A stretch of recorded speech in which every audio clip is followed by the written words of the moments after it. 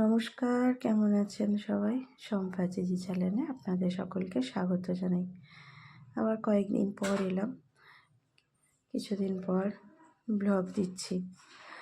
সেদিন ছিল আমাদের পিকনিক, রবিবার ছিল।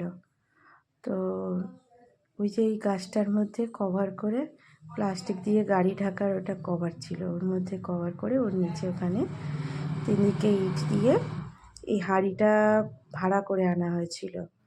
তামার হাঁড়ি, সম্ভবত তামার বলল। হ্যাঁ, তো এই যে এখানে রান্নার ব্যবস্থা করা হয়েছে। হচ্ছে আমাদের আজকে পিকনিক, বিরিয়ানি। পিকনিকে ছিল বিরিয়ানি।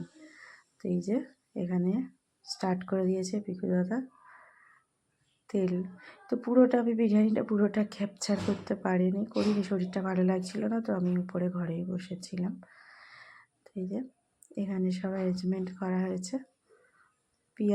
পেঁয়াজ ভাজা পর্যন্তই করা হয়েছে, পেঁয়াজটা দেওয়া হয়েছে, এখন পেঁয়াজ ভাজা চলছে। এই যে এখানে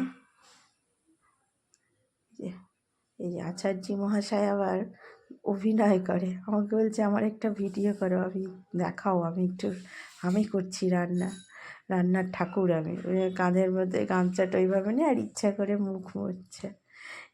বলছে কাকু এবার তুমি করো, কাকুকে দিয়ে এবার করাচ্ছেন। বলছে তুমি একটু ধরো কাকুকে। এটাই তো পিকনিকের, এগুলোই মজা। তো ব্যাস, এবার বিরিয়ানি কমপ্লিট হয়ে গেছে, সম্পূর্ণ তৈরি। এবার আমরা সবাই একসাথে সবাই মিলে বসবো পিকনিকে। তো অনেক একটু দেরি হয়ে গেছিলো, তো প্রায় 3টে 3:30 বেজে গেছিলো। তো তো এটাই পিকনিকের, তো এটাই ঐতিহ্য। পিকনিকে দেরি টাইম টু টাইম কখনোই হলে সেটা আর পিকনিক বলে মনে হয় না। সেই যে এখানে তো বলবো কি, বিরিয়ানিটা এত সুস্বাদু হয়েছিল, সত্যি দারুণ হয়েছিল। পিকু দাদা বানিয়েছিল বিরিয়ানিটা। বিরিয়ানির সাথে ছিল স্যালাড, ধনেপাতার চাটনি, আর ছিল চিকেন পকোড়া। বিরিয়ানিটা ছিল চিকেন বিরিয়ানি, দারুণ হয়েছিল। যখন খুলেছে না, যেন মনে হচ্ছে মাটন বিরিয়ানি। ঢাকনাটা খোলার পর সবাই বলাবলি করা হচ্ছে যে না, মাটন বিরিয়ানির মতো পুরো সেন্ট উঠেছে, গন্ধটা পুরো মাটনের মতো ছিল। তো এই যে এখানে সবাই মিলে বসে খাওয়া হচ্ছে।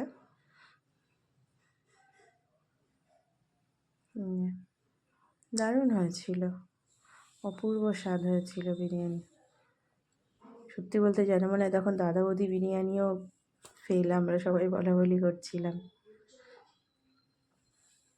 সেই যে এখানে সবাই মিলে খাওয়া হচ্ছে। তো পরে যে আচার্য মহাশয় বসেছেন, মানে আমার হাজব্যান্ড।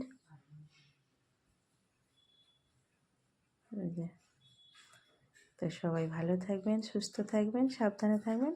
পরে আবার দেখা হবে।